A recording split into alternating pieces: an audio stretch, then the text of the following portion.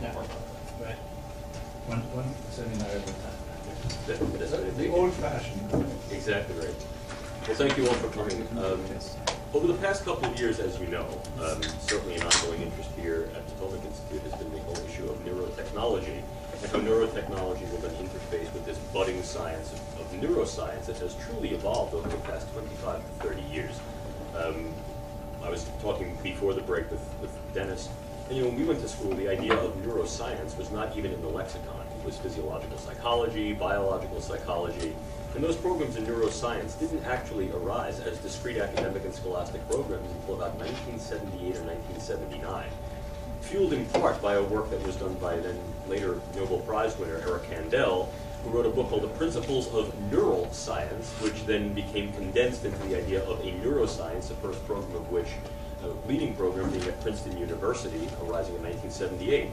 So let's just take a look at that. Here we are just 32 years later, and neuroscience has not only become a discrete discipline, but in many ways has become what E.O. Wilson has described as a consilient discipline, the rubric of which is much larger, engaging not only many of the sciences, but evermore the humanities. In part, because many of the key questions of neuroscience are the long and perdurable questions that have been raised by philosophy. What is the nature of the self?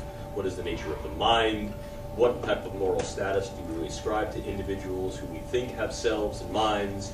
What is the nature of rights and wrongs, and obviously then what is the underlying nature of good and bad?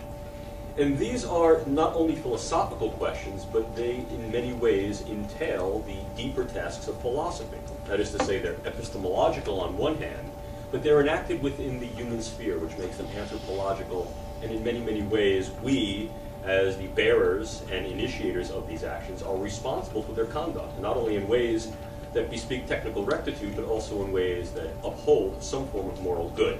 In that sense, they're ethical. In 2002, at a Dana Foundation conference, the now late New York Times columnist Bill Sapphire dropped the term neuroethics, which caught on in the United States like wildfire. It is not a new term. In the European tradition, the notion of neuroethics had been used for almost 20 years before in a slightly different connotation, that connotation being the neuroscience of moral thought, moral sense, moral cognition, and sensibility. And in many ways, my colleague Rachel Wurzman and I have described that to be something of the strange retake on Piaget's circle of science. That's to say that as physics and mathematics seem to be in some way related, if not causal, so too I think the notion of morality in neuroscience in many ways reflects a similar circle of correlation, if not causality, in that it is our brains and our minds that give rise to the realities of our situations that help to dictate, perceive, address, and enact the notion of what is morally sound and the ethical systems by which we analyze and indeed articulate our moral judgments and decisions.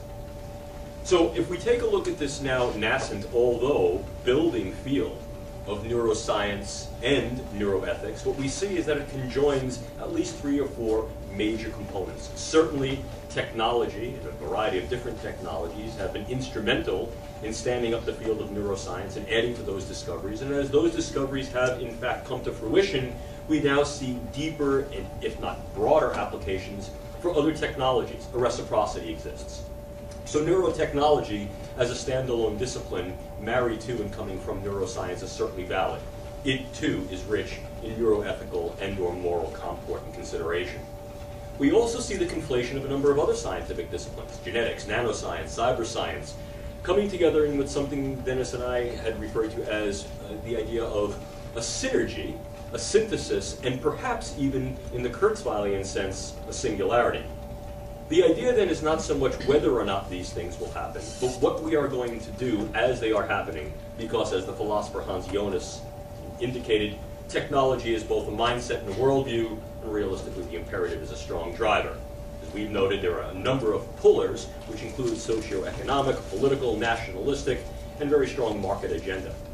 That being the case, one of the things that is on the lips of not only many neuroscientists and neuroethicists, but very much within the public sphere, is the idea of what we're going to do with these technologies.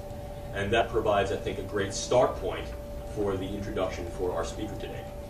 Dr. Adriana Gini is a neuroradiologist by training, and she heads up the group of neurobioethics at the Regina Apostolorum Pontifical Academy in Rome. And she's also very instrumental in bringing together groups of scholars in the Italian continent to then focus on this budding issue of neuroethics in both of its traditions. For those of you who are unfamiliar with the Italian continent, there really is 3 continents in one. You have Sicily, you have the middle part, and then you have continental Italy that really aligns itself much more with the European mindset.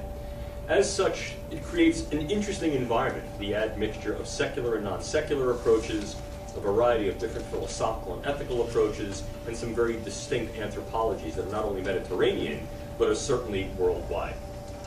Her interest has really been what we both do with the technologies we have and how we do it.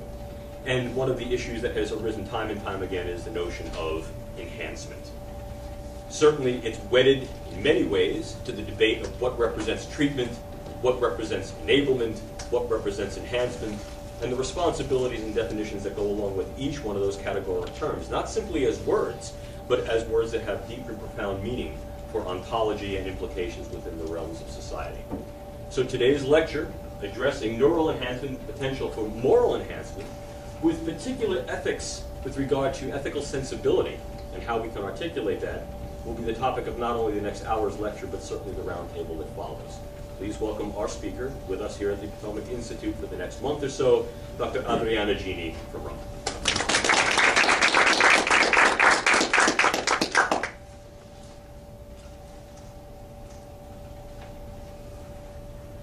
Thank you very much, Jim, for this nice introduction.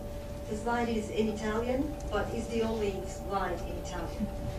Just to remind me what I would like to say to you at the very beginning. Benvenuti, welcome. And first of all, thank you very much to Jim. He's been very kind and has given me this wonderful opportunity to be here today and speak with you.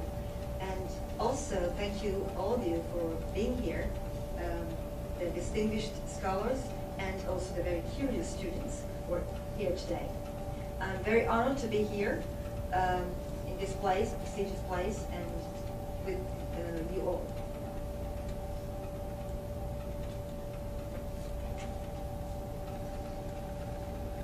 All right, this slide I think is quite important, and it shows to you on your left side a way to enhance our brain, possibly our mind. And you can see 3 people with white coats. They're probably physicians, they probably work in the lab, I don't know. But they are making this brain, which is a human brain, very, very big. It probably would not fit a normal skull. But the aim is to enhance the capacity of this brain. The other image, which is a painting on your right, shows Socrates, ancient Greek, with his students. He's holding a mirror and is teaching his students to look at themselves into the mirror.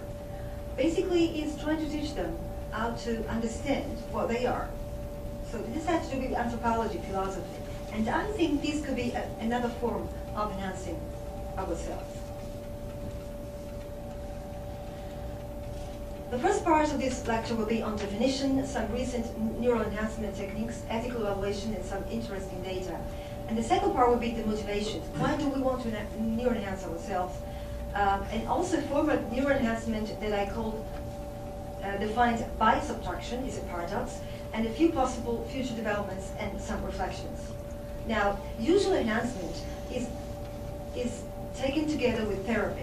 Now, the definition of therapy, and I take this from Leon Kass, Beyond Therapy, the President's Council on Bioethics, year 2003, can be defined as the use of biotechnical power to treat individuals with known diseases, disabilities, or impairments in an attempt to restore them to a normal state of health and fitness. And this definition would be okay in most of the Western world, I would think. Enhancement is the directed use of biotechnical power to alter, by direct intervention, not disease processes, but the normal workings of the human body and psyche, to augment or improve their native capacities of performances. Now, there are many difficulties in the distinction between therapy and enhancement. And one of them comes, I think, from the definition given by the World Health Organization. And actually, this definition dates back in 1948. And it's still in the 2006 Constitution. and it says that health is a state of complete physical, mental, and social well-being, and not merely